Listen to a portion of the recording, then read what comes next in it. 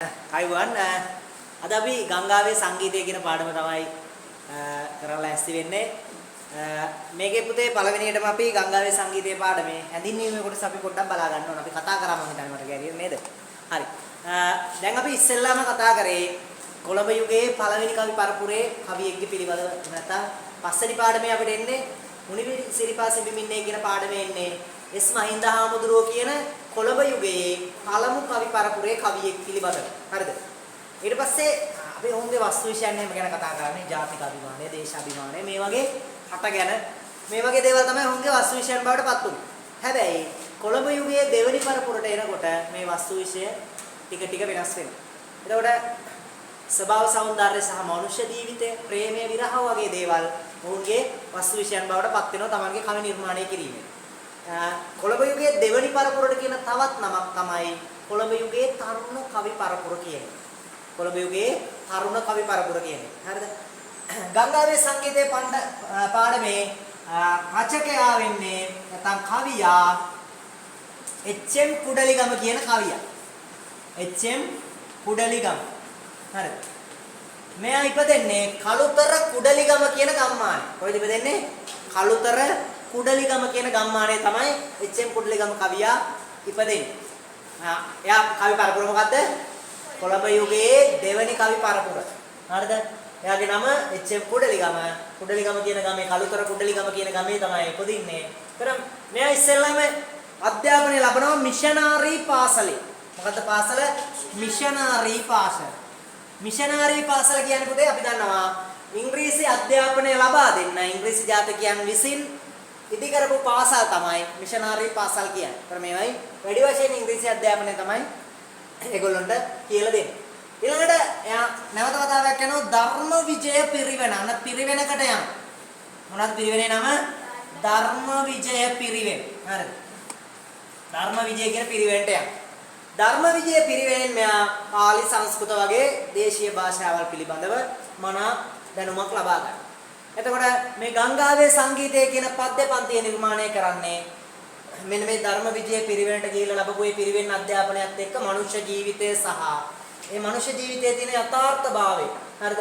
ගංගාවක ආරම්භයේ සිට අවසානය දක්වා මනුෂ්‍ය ජීවිතයකට සමාන කරමින් විදග්ග බස්සහරක් එහෙම යොදාගෙන තියෙන සමහර තැන්වල මේ පිරිවෙනෙන් ලැබපු ආభాෂය නිසා තමයි මේ වගේ විදග්ග භාෂාවක් අපි පාඩම කියනකොට වෙඩික් කරගෙන යන්න පුළුවන්. අපිට අහු වෙනවා ඒක. හරිද? හරි. ඊට පස්සේ මෙයා ඉස්සෙල්ලාම පුවත්පත් කලාවේදියෙක් විදිහට තමයි තමන්ගේ වෘත්තීය ජීවිතය ආරම්භ කරන්නේ. පත්තර වලට ලිපි ලියන කෙනෙක් විදියට. අද පුවත්පත් කලාවේදියෙක් විදියට. පසුව එයා වැඩ කරනවා පුවත්පත් කිහිපයක. මොකද? සිංහල, බලය, දිනමින, සිළුමින, ජනතා මේ වගේ පුවත්පත්වල කතුවරයෙක් විදියට වැඩ කරනවා නේද? කතුවරයෙක් විදියට තමන්ගේ සේවාව සිද්ධ කරනවා. ඒ වගේම මෙයා සුවඳ කියන කවි සංග්‍රහාවක් සංස්කරණය කරනවා. මතක ඇතිනේ ඔයගොල්ලෝ නේද? සුවඳ කියන කවි සංග්‍රහාවක් සංස්කරණය කරනවා. එතකොට තවත් වැදගත් වෙන මොනවාද? ඈ කියන සංග්‍රහාවකුත් එයා විසින් ජනප්‍රිය පද්‍ය පන්තිය බවට පත් වෙනවා. එයාගේ ජනප්‍රිය පද්‍ය නිර්මාණය බවට පත් වෙනවා මොකද? ඈ කියන සංග්‍රහය. එතකොට එකෝමත් එක රටක තමන තියෙන්නේ සංවාද කුණාටුව වගේ ඔය නිර්මාණය කරපු මොනවාද? එයා නිර්මාණය කරපු කාව්‍ය ග්‍රන්ථ නැත්තම් කවි පොත්. මේ වගේ දේවල් අහන්න පුළුවන් පුතේ විභාගේ නේද? ඒ නිසා ඒවා හොඳට මාක් කරගන්න අපිට හැඳින්වීමේ කොටසට මේ වගේ දේවල් එන්න පුළුවන්. පැහැදිලිද? right. හරි. දැන් අපි යනවා අපේ කවි පන්තියට. අද දවසේ තියෙන කවි පන්තියට අපි යනවා මම ගෙඩියෙන් තමයි මුල ටික හැඳින්වුවේ. හරිද? ඊට අමතරව ඕගොල්ලන්ට ඕන කොළඹ යුගයේ මේ දෙවෙනි කවි පරපුරේ මේත් එක්ක සමගාමීව කවීන් අහන්න පුළුවන් නේද? මීමන ප්‍රේමතිලක, උපනන්ද බටුගෙදර, කපිල සෙනවිරත්න, මාකදුරේ ගුණවර්ධන මේ වගේ කවීන්. මාකදුරේ මදුත් නෙමෙයි ඈ. මාකදුරේ ගුණවර්ධන. හරි. ඒ වගේ කවීන් පිළිබඳව අපිට ලියන්න පුළුවන් ඒත් එක්ක සමකාලීනව කවි ගීත නිර්මාණය කරපු අය විදියට නේද? හරි. මේ ටික තමයි සාමාන්‍යයෙන් අපි ඉගෙන ගන්න ඕනේ. ඒතර මෙයාට තව වැදගත්ම දෙයක් තියෙනවා. මෙයා සිංහල ශෛලී කියන අන්වර්ථ නාමයෙන් හැඳින්වුවා. සිංහල ශෛලී නේද? සිංහල ශෛලී කියන්නේ මෙයා ශෛලී කියන බටහිර කවියාගේ ආభాෂය ලබා ගත්තයි කියලා හැමෝම කිව්ව. මොකද මේ ශෛලීගේ කවිවල ආభాෂය තමයි මෙයාට තිබුණේ කියලා. නමුත් ඇත්ත වශයෙන්ම මෙයා කියනවා මම ශේලි කියන කවියෙක්ගේ ආభాෂය ලබා ගත්තේ නැහැ. ආభాෂය ලබා ගත්තේ රබීන්ද්‍රනාත් tagore කියන ඉන්දියානු කවියාගේ ආభాෂය තමයි ලබා ගත්තේ කියලා නේද? හරි. ඒ ටිකත් එක්ක අපි හැඳින්වීමේ කොටස ආවරණය කරගන්නවා. පිළියාගත්තේ ටික මම හිතන්නේ නේද? ඒ නිසා අපි කවි පන්තිය ਵਿਚාරය කරගන්න යනවා. කවි පන්තිය විවරණය කරගන්න. හරිද? එතන ඔයගොල්ලෝ මතක තියාගන්න මේ කවි පන්තිය ගංගාවක ආරම්භයේ සිට අවසානය තෙක් ඒ ගංගාවේ ගලා යාමත් සමග මනුෂ්‍ය ජීවිතයට සමීප කරමින් සම්බන්ධ කරමින් කවි පන්තිය සියුම්ම ඉදිරියට ගලාගෙන යන එක තමයි අපිට මේ කවි පන්තිය මගින් නිර්මාණය කරන්නේ. හරිද? හරි. අපි යනවා දැන් පළවෙනි කවිය. හරිද? කඳු බෑවුමක දම්බෝ විටි පඳුරු තලා පහලට ඇදී පරමල් පෙතීවත නොලා කලදෝදියෙන් පුඟවාරන් පුලින තලා සංගීතවත් වී යමි ඉදිරියට ගල. තමයි අපිට එන පළවෙනිම කවිය. හරිද? හරි. බලමු පුතේ මෙහෙමයි.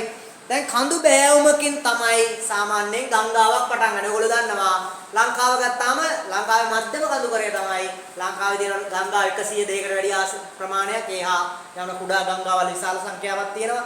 මේ සෑම ගංගාවකම ආරම්භයක සිද්ධ වන්නේ මධ්‍යම කඳුකරය ආශ්‍රය කරගෙන නේද? මධ්‍යම කඳුකරය ආශ්‍රය කරගෙන ඒ වගේම තමයි නැතනම් ඉහළ උන්නතාංශය සහිත නිකන් ඉහළ මේ කඳු මුදුන් වලින් තමයි මේ ගංගාවල් ආරම්භ වීම සිද්ධ වෙන්නේ නේද? එතකොට අපි ගත්තට පස්සේ කුඩා දිය පහරවල් කිහිපයක එකතුවක් තමයි සාමාන්‍යයෙන් මේ ගංගාවක ආරම්භයේ සිදු වෙන්නේ. කුඩා දිය පහරවල් දිය කඳුරු කිහිපයක් එකතු වෙලා තමයි සෙමින් මේ ජල ධාරාව වැඩි වෙලා නේද? කෙමෙන් පල්ලම් බහින්න පටන් ගන්න. එහෙනම් උස් කඳු මුදුනකට පටන් අරගෙන කඳු බෑවුමකින් ඒක පල්ලෙහාට වැදිලා දම් බෝවිටි ආදී මේ මුල් අවස්ථාවේ තියෙන ශාක වර්ග පඳුරු වනයේට අයත් නේ. දම් පඳුරු බෝවිටි කියන්නේ අපි දන්නවා අර කටකලුව කියලා කියන්නේ අපි නේද? බෝවිටියා කියලා කියන්නේ. අපි අර දකුණු පළාත් ජාතික පුෂ්පය තමයි හීන් බෝවිටිය. ඒකේ ඊට වඩා පොඩ්ඩක් ලොකුවට තියෙන මල අපි කනවා ඒක නිකන් රතු පාට වගේ ගෙඩියක් තියෙන්නේ කට කළු පාට වෙනව කෑව. කටකලුවා කියලාත් කියනවා ඒ ශාකයට. අන්න ඒ වගේ බෝවිටිය කියන පඳුරු තලා කියන්නේ යට කරගෙන අර යුරු පඳුරු තලා වහි මේක වලා ඈ දුරු බැලු මෙලා පාතාලේ ඇලාවම කියනවනේ. අන්න ඒ වගේ තලාගෙන කියන්නේ මේ යට කරගෙන පඳුරු යට කරගෙන තමයි මේ ගංගාව පල්ලම් බැහිමක් සිද්ධ කරන්නේ. හරිද? ඊට පස්සේ බලන්න පහළට පාලට ඇදිලා යනවා දැන්. හොඳේ දැන් ගංගාවේ අපිට සජීවීභාවය පෙන්වුම් කරනවා පුතේ. ගංගාව නිකන් පහළට ඇදිලා ගලාගෙන යන විදිය නිකන් නේද? හිතේ මැවෙනවා නිකන් සජීවීභාවයක් ඇති කරගෙන පෙන්වන කවිය. පරමල්පෙති ඉවත නොලා අන්න ඒක ඉතාල වැදගත් වෙනවා. පරමල්පෙති ඉවත නොලා ඉවත දැම්ම නම් පුතේ අපිට කියන්න පුළුවන් මොකද්ද? ඉවත දැම්ම කියලා. නමුත් මේ කියන්නේ ඉවත දාන්නේ නැතුව. ඒතර පුතේ ගංගාවක කුඩා අවදියේ Tamanට හමු වෙන අත්දැකීම් සමහර වෙලාවට මිනිස්සුන්ට හමු වෙන අත්දැකීම් වගේම තමයි. නේද? ඒ කියන්නේ මේ ගංගාවට පුතේ හොඳ නරක හැම දෙයක්ම හමු වෙන්න පුළුවන්. දැන් පරමල්පෙති කියන්නේ ඕන දෙයක්ද ගංගාවට? කොල්ල රොඩු අනම්ම නම් ඒ වගේ අත්‍යවශ්‍ය නැති ලී කෑලි කැබලි අනම්ම නම් අනවශ්‍ය දේවල් ඒව නේද? අවශ්‍ය නැති දේවල්. නමුත් මේවත් ඉවත දාන්න නැතිව තමයි ගංගාවට තමන්ගේ ජීවන ගමන යන්න වෙන්නේ. මිනිස්සුන්ටත් එහෙමයි පුතේ. අපිට හොඳ අය හම්බ වෙනවා, නරක අය හම්බ වෙනවා, හොඳ ගති ලක්ෂණ තියෙන හම්බ වෙනවා, නරක ගති ලක්ෂණ තියෙන අය හම්බ වෙනවා නේද? මේ ගොල්ලොත් එක්කම තමයි අපිට ජීවන ගමන හැදගෙන යන්න වෙන්නේ. මේ ගංගාවත් එහෙමයි. අන්න ඒ වගේ මිනිස්සුත් එක්ක පල්ලෙහාට පල්ලම් බහිනෝ ඒ පරමල්පෙතිවත් ඉවත දාන්නේ නැතිව යන්න වෙන්නේ.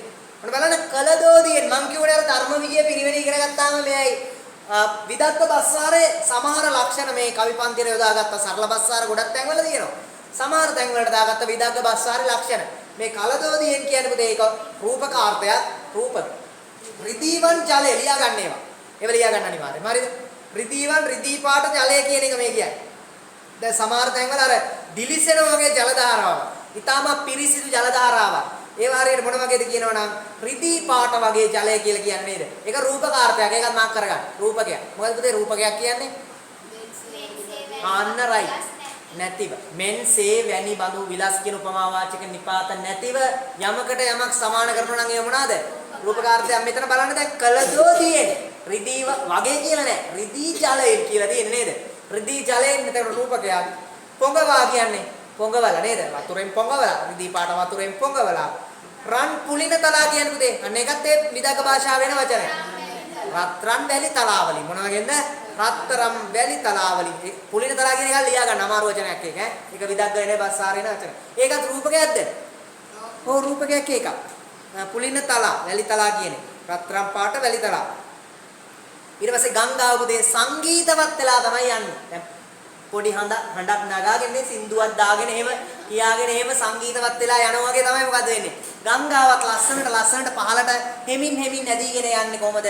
සංගීතයක් වගේ සංගීතවත් වීගෙන තමයි මේ ගංගාව ඉදිරියට ඇදීගෙන යන්නේ. පැහැදිලි නේද? දැන් ඔන්න මේ පළවෙනි කවියෙන් කියනවා පුතේ මොකද්ද? ගංගාවක ආරම්භක අවස්ථාව අවධිය ගැන තමයි මේ විස්තර කරන්නේ. පැහැදිලි නේද? හරි. එතකොට ඔයගොල්ලන්ට මේක පෙන්눔 කරනවා අපිට පළවෙනි කවියේ අවසානයේ තලා නෙලා තලා ගලා මේ ආදි වශයෙන් එකම ලයන්නේ එකම අකුරකින් අවසාන කරනවා. ඒකට මොකද්ද අපි කියන්නේ? එලි සමය කියලා කියන මොනවාද? එලි සමය. එහෙනම් එලි සමයක් අපිට තාමත් හොඳින් දැක ගන්න පුළුවන් මේ කවිය. හරිද? එලි වැට කියන්නේ සමහර වෙලාවට මුලමෙද අග තුනම සමන්විත වෙලා නම් අපි එලි වැට කියලා කියනවා. සමහරව එලි වැටේ කියලාත් කියනවා එලි සමයටත් කියනවා. හරිද?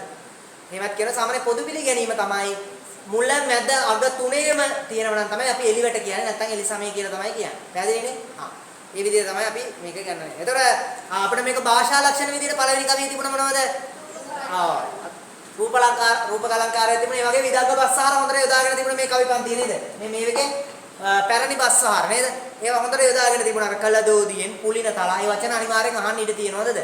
ඒ වගේ වචන අහන්න ඉඩ තියෙනවා. ඒවත් ඇවිල්ලා තිබ්බා. හරි නේද? හරි. පැහැදිලි නේද පළවෙනි කවිය? හරි. අපි යනවා දෙවෙනි කවියට. සැඟවෙමි, එබෙමි, නිසසල වෙමි, සසල වෙමි. අන්න දැන්. අනුප්‍රාසයේ තියෙන මොකද්ද? සැඟවෙමි, එබෙමි, නිසසල වෙමි, සසල වෙමි. අනුප්‍රාසය කියන්නේ එකම වගේ ශබ්ද, එකම වගේ වචන නැවත යොදා ගැනීම නිසා ඇතිවන රසයට මොකද කියන්නේ? අනුප්‍රාස රසය. මෙතන තියෙන උදේ සැඟවෙමි, එබෙමි, නිසසල වෙමි, සසල වෙමි, ඇඹරෙමි, එහෙත් පසු නොබසිමි, නොනවතිමි. මේ හැම එකකෙම පුතේ අනුප්‍රාස රසය ජනනය වෙනව නේද? ඒ වගේම තමයි ඔයගොල්ලෝ බලන්න දැන් සැඟවෙමි, මම ගෙදර යමි. මොනවද කියන්නේ ඒවට? උත්තම පුරුෂ දෘෂ්ටි කෝණය. ඒ වගේම මෙතන ආඛ්‍යානයන් 8ක් තියෙනවා මේ කවිය ඇතුලේ. උත්තම පුරුෂ ආඛ්‍යානයන්. වාක්‍ය අවසාන කිරීම ආඛ්‍යානය කියන්නේ. අවසාන කිරීම 8ක් තියෙනවා. බලන්න ගණන් කළා. සැඟවෙමි, එබෙමි, නිසසල වෙමි, සසල වෙමි, ඇඹරෙමි, පසු නොබසිමි, නොනවතිමි. කවදා කොතනකදී හෝ මහා මූදු හිමි කියන කෙනෙක් නැහැ. හමුණු කෙනෙහි මා සතු බර ඔහුට දෙමි. ඒකත් ආඛ්‍යානයක්. ඒතර කීයක් තියෙද? ආඛ්‍යාන පද 8ක් තියෙනවා. හරිද? ආඛ්‍යාන පද 8කින් ඒක කවිය විස්තර කරලා තියෙනවා මෙතන උත්තම පුරුෂ දෘෂ්ටි කෝණයෙන්. හරිද? හරි. දැන් මේ ගංගාව ගලාගෙන යන හැටි තමයි මේ ලස්සනට කියන්නේ කොහමද? ගංගාව එක අවස්ථාවකදී ලස්සනට ගලාගෙන ගිහලා හැංගෙනවා එකපාරට. හැංගෙනවා කියන්නේ පොළව යටින් යනවා, ගල් පර අස්සෙන් යනවා, ගල් යටින් යනවා, ගස්වල මුල් අරෙන් මෙන් යටින් යනවා, පේන්නේ නැතිව යනවා. පඳුරු අස්සේ හැංගිලා ගලා බහිනව නේද? මේ වගේ මොකද වෙන්නේ? ගංගාව සැඟවි ගලා බහිනව හැංගෙනවා. එක පාරටම ආපහු මතුවෙනවා ජල කඳක් එක්ක ලස්සනට පොළවෙන් අරෙන් මෙහෙන් ගල් පර අස්සෙන් අරෙන් මෙහෙන් ලස්සනට මතුවෙනවා. අන්න බලන්න. සජීවී පෙන්නුම් කරනවා. මේ තම මිනිස්සෙක් ගමන් කරනවා වගේ නේද? හැංගෙනවා, එබෙනවා, ඊට පස්සේ නිසසල වෙනවා කියන්නේ දැන් ඔය සමතලා භූමියක එහෙම ගමන් කරනකොට සාමාන්‍ය සමතලා භූමියක එහෙම ගමන් කරනකොට සසලව හිමින් එහෙම තමයි ගංගාව ලස්සනට ඇදී යන්නේ නේද? සසල වෙනවා ඊළඟට ඇඹරෙනවා. සමහර ගස් මුල් අරගෙන මේ හම්බුණා මොකද වෙන්නේ? ගංගාව ඇඹරිලා යනවා. ඇඹරිලා වංගු ගහගෙන නේද? මාර්ගය වෙනස් කරගෙන කොහොම ගලාගෙන යනවා. හැබැයි කවදාවත් පසුබසිනවද? නෑ පුතේ කවදාවත් කවුරුවත් අහලා නැහැ මේ ගල්පර බාධක හමු වුණයි කියලා නැවත උඩහට ගලපු ගංගාවක් ගැන නේද? හැම ගංගාවක්ම කොහාටද ගලන්නේ අවසානයේදී? මහ මුහුදට ගලන්නේ. මහ මුහුදට පහළට ගලාගෙන යනවා. අන්න මේ කිසිම දෙයක් හමු වෙන්නේ නොනවති ගංගාව යනවා. මෙයාට හම්බෙනවා කවදා කොතනකදී හෝ කවුද හම්බෙන්නේ? මහ මුහුද කියන සාමි පුරුෂයා. හරිද? මහ මුහුදු හිමි කියන එක මොකක්ද එහෙනම්? රූපකාර්ථයක්. ඒකත් මොකද්ද? රූපකයක්. රූපකයක් කියන්නේ ඒත් මහ මුහුදට සමාන කරලා තියෙනවා ස්වාමි පුරුෂයා. මෙන්න සේබඳු විලස් ඒව මොකවත් නැහැ. එහෙනම් ඒකත් මොනවද? රූපකයක්. හැබැයි මේ ගංගාව දැන් ඔය යවුණ අවස්ථාවේදී ඔහොම කෙලිලොල් විදියට ගලාගෙන ගියාම කෙල්ලෙක්ගේ ජීවිතේ වගේ නේද? හා? කෙල්ලෙක්ගේ ජීවිතේ වගේ යවුණ අවස්ථාවම ලස්සනට ගත කරලා ගලාගෙන ගිහිල්ලා මොකද වෙන්නේ පුතේ? කවදක හරි පරිණත භාවයටපත් වුණා. එහෙම නැත්නම් මහමූද කියන ස්වාමි පුරුෂයා හමු වෙනවා. හරිද? මහමූද කියන ස්වාමි පුරුෂයා ගංගාවට හමු වෙනවා.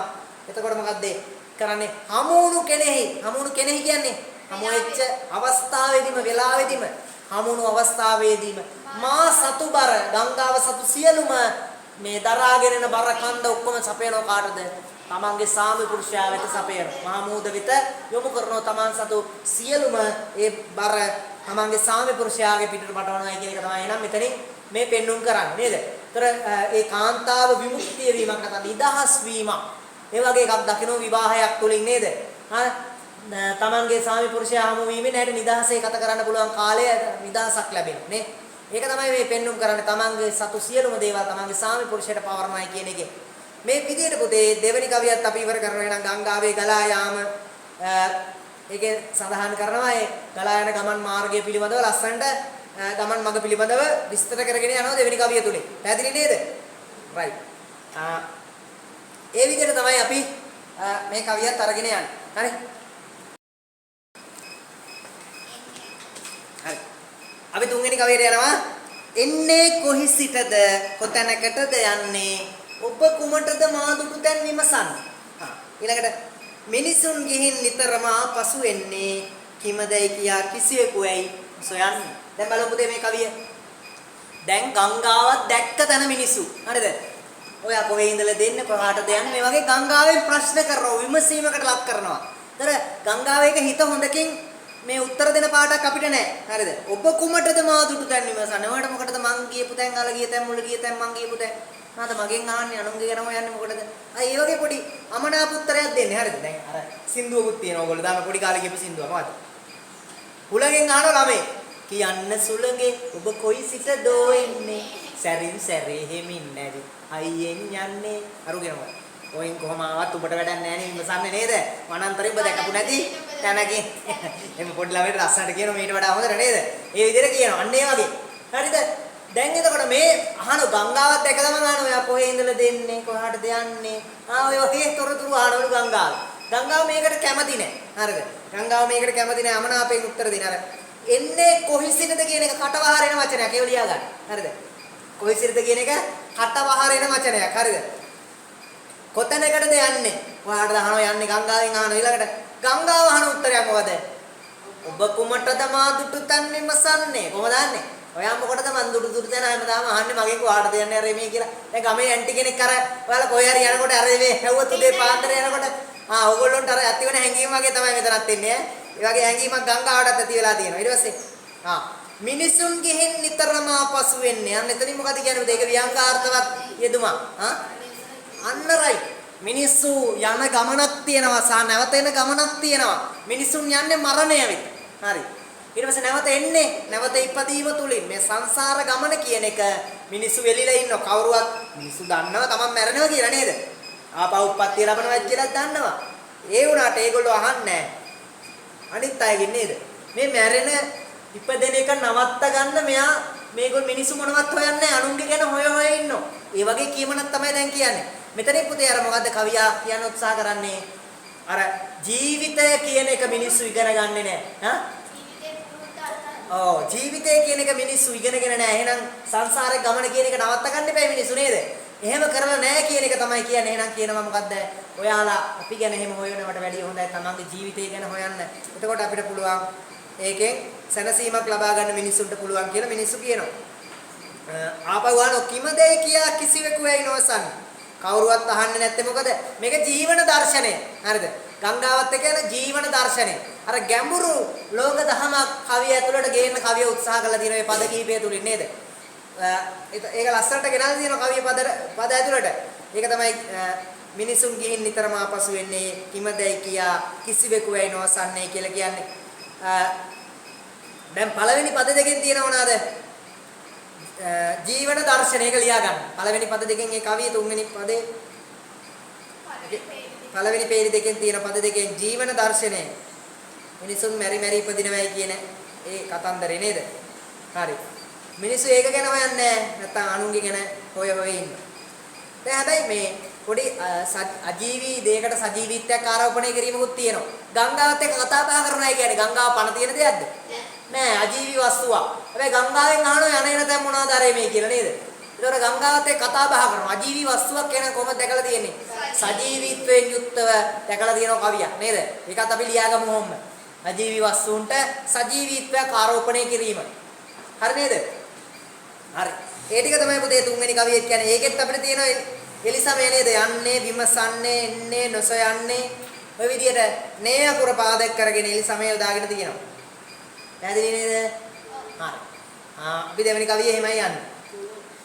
තුන්වෙනි කවිය ඒ වගේ ඉවර කරගමු. හරිනේ? හරි. තේරෙන්නේ නැත්නම් මොනවාද තියෙද? නෑනේ. අඩලුවක් නෑ. අපි යනවා පුතේ හතරවෙනි කවියට. හරිද? ඔන්න බලන්න. මේ අඹ කිරල මාදම් ගෙඩි ලදරුවියේ. අන්න බලන්න. ලදරුවියේ කියන්නේ ගංගාවට තියෙන පොඩි කාලයක්. පොඩි ළමෙක් වගේ. අර ඒක උත්ප්‍රේක්ෂ අලංකාරය. හරිද? ඒක උත්ප්‍රේක්ෂ අලංකාරය ලියා ගන්න. මොකද්ද මම කියලා දීලා තියෙන උත්ප්‍රේක්ෂ අලංකාරයක් කියන්නේ? මතක නැහැ. උත්ප්‍රේක්ෂ අලංකාරය අජීවී දෙයකට සජීවීත්වයෙන් යුක්තව දැකීම. දැන් ගංගාවට ලදරුවියක් කොහෙන්ද? පොඩි යවුන්ට ලදරුවියක් තියෙන්නේ නේද? ගංගාවට ලදරුවියක් නැහැ. මේගොල්ලන්ට ලදරුවියක් තියෙනවා. අර අජීවී පරිසරයේ තියෙන පණ නැති දෙයක් පණ තියෙන ස්වරූපයෙන් දක්වන එක තමයි ඒ උත්ප්‍රේක්ෂ අලංකාරයක් කියන්නේ. මෙයාට හම් වෙන මී අඹ ඊළඟට කිරල හම්බ වෙනවා. හරිද? මාදම් හම්බ වෙනවා. පොඩි කාලෙදී හම්බ වෙන්නේ. මෙයාට හම්බ වෙන පඳුරු එහෙම නැත්නම් ගස් වර්ග. මී අඹ ඔයගොල්ලෝ කාලා තියෙද? අර චූටි රවුම් අඹ జాතියක වැටවල් වල එහෙම තියෙන ඉස්සර අපි පොඩි කාලේ අහුලගෙන යනවා. බාස්කට් ගණන් අහුලගෙන යන්න පුළුවන් ගොඩාරයක් වැටෙනවා. චූටි හරිම රසයි අඹ. මී පැණි රහයි. අර අපි කරන්නේ මොකක්ද දන්නවද? අඹ ගෙඩිය පොඩි කරලා ලෙල්ල දියේදී හොදලා පොඩ්ඩක් හොදන්නේ නැහැ. ඉතින් හොඳේ. හොදලා පොඩ්ඩක් ඉවරලා මොකද කරන්නේ? කොණකින් චුට්ටක් කඩාගෙන බොනවා. තනිකර ආයි කඩේ තියෙන ෆ්‍රෙෂ් ජූස් එකක් බොනවා වගේ තමයි. ඊටත් වඩා රසයි. මී අඹ කියන්නේ මී අඹම තමයි යා. මී පැණි වගේ හරිද? ඒතර ෆ්ලේවර් එක පොඩ්ඩක් වෙනස් වෙනවා. අර ඇතුලේ එහෙම පණුව ඉන්නවා පොඩි කිරි රහක් එක්ක. එහෙම ගතියකුත් එක්කත් එනවා. එහෙම ගණන් ගන්න එපා. එහෙම තමයි පොඩි කාලේ අපි. පොඩ එහෙම වෙනස් වෙනවා. අපිට දැනෙනවා ටක් ගාලා කල්ල බලනවා. ආ බඩු ඉන්නවා ටක් ගාලා විසිකල්ලා ඊට පස්සේ ආපහු නැවත තවත් වෙන එකක් කල්ල කනවා. හරි. ඒ කියන්නේ අතිශයින්ම රස අඹ જાතියක් තමයි මී අඹ කියන්නේ. පොඩි කාලේ ගංගාවට වැටෙනවා. හරි කඳු උඩින් දැන් අර එන්නේ ගලාගෙන එනකොට ගංගාවනේ. ඊළඟට අනිත් ඒවා මාදම් කියන්නේ කට දම් පාට වෙන ලොකු දම් જાතිය ඈ. කිරල කියන්නේ ඔය ඒ ගංගා ආශ්‍රිත ඔය කලපොලේ මෑදෙන කිරල. බීම අපි බොන්නේ නේද? කිරල බීම. ඔව් දිවුල් වගේ කිරල ඇබ ගන්න යන්න හරි. ඒ වගේ ඒවා. ලදරුවිය හම්බෙනවා. ඒතර ඇකේ හොවා. හඬවයි සැඩ සුළඟරයි. දැන් මේ පුතේ දැන් සාමාන්‍ය සිදුවීමක්. ගංගාව රාත්‍රී කාලයේ ගලා බැහිනකොට එයාට මේ හුලං වදිනවා. වේගවත් සුළං ධාරාවල් ගංගාවේ වදිනවා. දියැලි වගේ පල්ලෙහාට එහෙම වැටෙනකොට නේද? එතකොට මේක කවියා දකින්න කොහොමද? හරියට එකයි කියන්නේ උකුලේ තියලා පොඩි දරුවෙක් නලවනවා වගේ. හරිද? මේ සැඩ සුළඟ ප්‍රචණ්ඩ හුලං මොනද කරන්නේ? මේ ගංගාව උකුලේ තියලා නලවනවා වගේ. ඒකත් උත්ප්‍රේක්ෂ අලංකාරය. එකක් ලියා ගන්න. එකයි හෙලා හඬවයි සැඩ සුළඟ රැයේ කියන්නේ ඒකත් උත්ප්‍රේක්ෂ අලංකාරයක්. එකක් ලියා ගන්න. හරිද? ඊළඟට සුලිමද කැරකෙමින් ගංගාවේ තියෙන මොන තන භයානක භාවය පෙන්වුම් කරනවා. සුලි කියන්නේ මෙහෙම වේගයෙන් කරකැවිලා ඔලරොඩු යටට මෙහෙම ඔබා ගන්න දිය සුලි තියෙනව මොනවාද? ඔව් සිදුරු වරේ එහෙම තියෙනකොට ඒවෙයි ඇදලා ගන්නවා. ඒ වැව්වල එහෙම තියෙන ලොකු සුලි. අවුනොත් මොකද වෙන්නේ? මූද එහෙම තියෙනවා. අවුනොත් පුතේ එතන කරකැවිලා ඇදලා ගන්නවා. පීනලා බේරෙන්න බෑ සුලි වලට අවුනාම. හරිද? ඒක අනිවාර්යයෙන්ම මැරෙන්න තමයි වෙන්නේ. එතකොට මේ වගේ දිය සුලි තියෙනවා. ඒවෙන් පෙන්වුම් කරන්නේ ගංගාවේ තියෙන බියකරුභාවය. ඔව් බියකරුභාවය.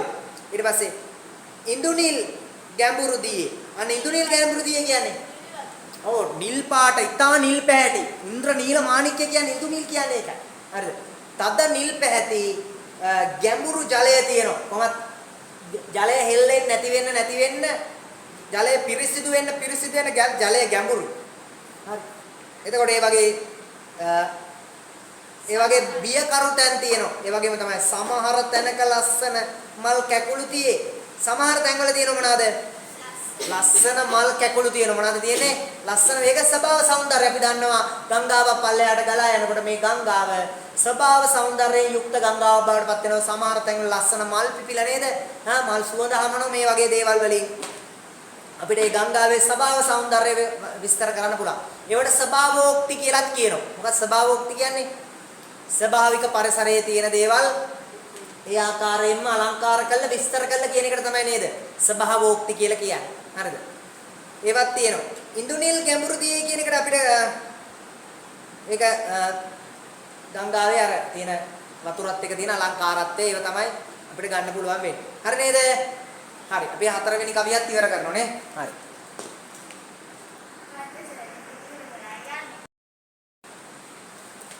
හරි. අපි යන පුතේ පස්වෙනි කවියට. පස්වෙනි කවියේ තියෙනවා හිරිමල් සිනාරලි. පෙන පිඬු මිහිරිතම. ඔන්න බලන්න. හිරිමල් සිනාවක් කියන්නේ සාමාන්‍යයෙන් කියන්නේ. කාන්තාවගේ අන්න හරි පිරිපුන් තඟකාර සිනහාවක් තමයි කියන්නේ. හිරිමල් සිනහාවක් වගේ කියන නේද? මේක කියනවා හිරිමල් සිනා රැලි. හිරිමල් සිනාව හරියට ගංගාවේ රැලි වගේ උපමාවද රූපකයක්ද? රූපකයක්. ඒක ලියා ගන්න. හිරිමල් සිනා රැලි. හිරිමල් සිනා වගේ තමයි මොනවාද? ගංගාවේ තියෙන රැලි. එහෙනම් ඒක මොනවාද? රූපකාර්ථය. හරි. හිරිමල් සිනා රැලි. පෙන පිඬු. පෙන පිඬු කියන්නේ හිරිමල් සිනා රැලි වගේ තමයි ගංගාවේ මොනවාද? පෙන පිඬු රැලි. ඒ පෙන පිඬු ගංගාවේ අර මේ ගල් පරවල හැපිලා තියෙන පෙන පිඬු මිහිරිතම හිරිමාකාරය. ඊළඟට ගල් පරවලම ගංගාවට ආම වුණ ගල් පරවල හැපි හැපි යන බල අනුප්‍රාස රසය. හැපි හැපි කියන්නේ අනුප්‍රාස රසය හැපි හැපි. බිහි කරමි මම. ගංගාව බිහි කරනවා මොනවාද? පෙන පිඬු බිහි කරනවා. ගල් පරවල හැපි හැපීම පෙන පිඬු බිහි කරනවා ගංගාව හරියට හිරිමල් සිනා සෙනෝ වගේ තමයි මේ පෙන පිඬු නැගීම නේද? ඊළඟට සමතනි තලාවල හමු වෙයි අලසකම. සාමාන්‍යයෙන් තනිතලා භූමිය වලට ආම දැන් අපි ගත්තාම නිල්දලාගම මාතරින් ගලා යනකොට ගඟ ගලනවද නැද්ද කියලා පේන්නේ නේද? අපි අර ඒ හරිය යනකොට පාලමුඩින් එහෙම යනකොට නේද? ගංගාව ඔහේ තියෙනවා නිකන් එකතන තියෙනවා වගේනේ. නමුත් ගංගාව ගලනවා. හැබැයි පේන්නේ අන්න. දැන් එයාට බාධක අරීමේ හම්බෙන්නේ ගල්. ඊට පස්සේ ලොකු ගස්, ගල් පර මොනවත් හම්බෙන්නේ නැහැ. මෙයා මොනවද යන්නේ? තමන්ගේ සාමාන්‍ය ගමනේ හිමින් ඔහේ යනවා. අර වේගයෙන් වැටෙන කඳු පල්ලම් ඒව හම්බෙන්නේ නැහැ නේද? ඒක නිසා මෙයා මොකද්ද? සමතනිතලාවල මෙයා කම්මැලි කමෙන් යුක්තව. දැන් කිසි ගතියක් නැහැ මෙයාට නේද?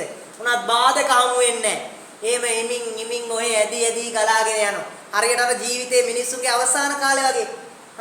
අවසාන කාලේ වගේ තරුණ කාලේ වැඩ කරන්න පුළුවන් දුවන්න පයින්න නටන්න ගන්න පුළුවන්ද? බෑ. ඒක කතන්දර නේ. දස්සෙට් හැලේවි මේ වේවි කොන්ද අමාරු ඇදී අර මේ තුන ටික කඩලෙයි නේද? ඒක නිසා මොකද කරන්නේ? තරුණ කාලේ කරපුවා කරන්න යන්න බෑ නේද? ඒක නිසා මොකද වෙන්නේ මෙයාට සමතනිතලාවලට හම්බුනාට පස්සේ අර වයසක කාලේ වගේ ඇදී හිමින් තමයි තමන්ගේ ගමන යන්න වෙන්නේ. ඒක නිසා යාට කම්මැලි කියන අලසකම ඇති වෙනවා මෙයාට. නීරසයි.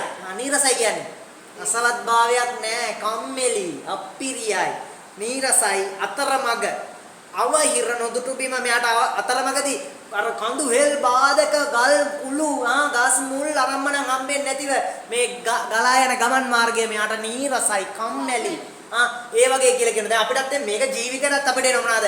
අපේ ජීවිතේ සාමාන්‍යයෙන් අපි ඔය ගෙදර යනවා, ඉස්කෝලේ යනවා, ආයෙ ගෙදර යනවා, ආයෙ යනවා, මම යනවා. ගතියක් නැහැ එකම විදිය.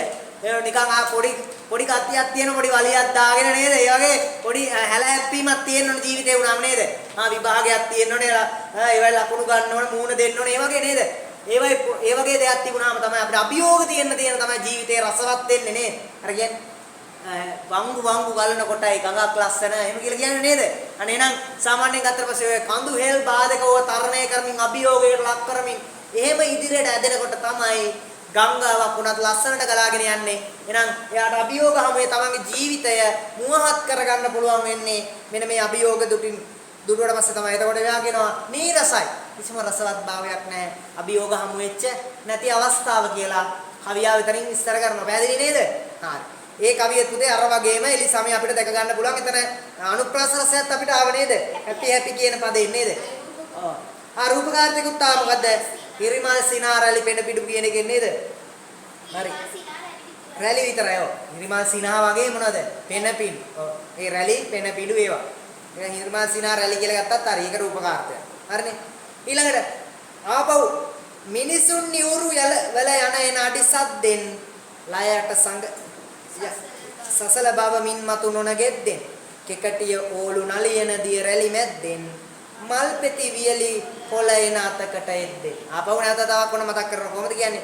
දැන් මිනිසුන් එනෝ පුතේ ගම් ඉවුරු වලට ඒගොල්ලෝගේ අඩි සද්දය එනවා. ගංගාව මොකද්ද වෙන්නේ මේ මිනිස්සුන්ගේ අඩිසද්දෙත් එක්ක? බය වෙනවා, බියටපත් වෙනවා. ඒ මිනිස්සු මොනවද කරන්න පුළුවන්? ගංගාව වෙන පැත්තකට හරවන්න පුළුවන්. ගංගාව විනාශ කරන්න පුළුවන්. අපිරිසිදු කරන්න පුළුවන්. ඉදිකිරීම කරන්න පුළුවන්. හරිද? ගංගාවට දරා ගන්න බැරි දේවල් කරන්න පුළුවන්. ස්වභාවික తত্ত্বය විනාශ කරන්න පුළුවන් මිනිස්සු. ඒක නිසා ගම් යූරු වල මිනිසුන් හැසිරෙනවයි කියන්නේ ගංගාව බියටපත් වෙන කාරණයක්. මොකද මිනිසුන්ගේ හැටි ගංගාව හොඳට දන්නවා. ඒක නිසා මිනිසුන්ගේ මේ ක්‍රියාකාරකම් නිසා පුතේ ගංගාවේ හදවත සසල වෙනව, බය වෙනව. ඒක නිසා කියනවා මෙයා මීට මතුව හැබැයි අනාගතයේදී මේ බව ඇති වෙන්න එපා, මේ වගේ දේවල් ඇති වෙන්න එපා. මෙයා ප්‍රාර්ථනා කරනවා කෙකටිය ඕලු නලියන දිය රැලි මැද්දෙන් අන ස්වභාව సౌందර්යය. ගංගාවේ ලස්සනට කෙකටිය මල් පිපිලා, ඕලු මල් පිපිලා, ගංගාව සුවඳ හමනව ලස්සනට ස්වභාව సౌందර්යය තියෙනවා. මේ වගේ කෙකටිය ඕලු මල් පිපිලා තියෙද්දී නලියන දිය රැලි මැද්දෙන් ආපහු කියන මල් පෙති වියලි කොළ එන අතකට එද්දෙන් දැන් ගංගාවට ආපහු නැවතවතාවක් හම්බ වෙනවා. වියලි කොළ කියන්නේ ගංගාවට ඕන දෙයක්ද පුතේ? පරවෙච්ච මල් පෙති කියන්නේ ගංගාවට අවශ්‍ය දේවල්ද? නෑ. හැබැයි ඒවත් එනවා. එහෙනම් මිනිස්සුන්ටත් එහෙමයි.